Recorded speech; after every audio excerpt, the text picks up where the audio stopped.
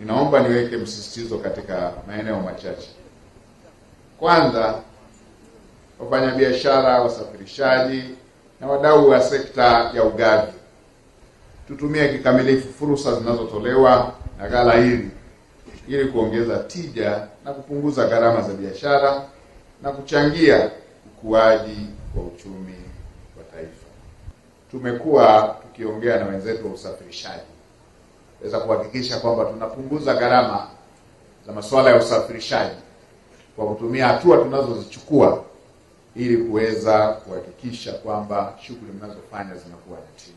Kuwepo kwa shughuli hii kwetu, tunaona ndugu yetu Siwaye ameweza kutafsiri pia maono na matamanio ya mkoa ya kufanya Dodoma kuwa mji au makao makuu ya ubadilishanaji, usafirishaji wa bidhaa na uhifadhi kwa kuanzisha ghala hili la forodha.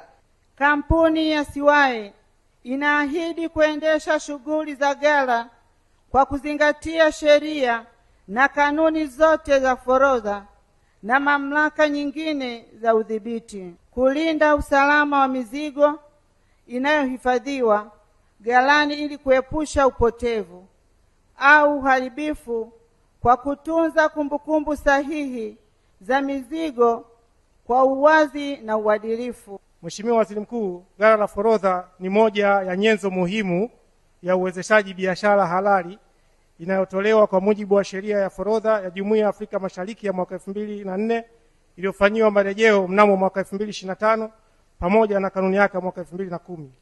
Aidha, ghala hili limeidhinishwa kwa ajili ya kuhifadhi magari makubwa, madogo, matrela na mitambo, yani earth moving equipment.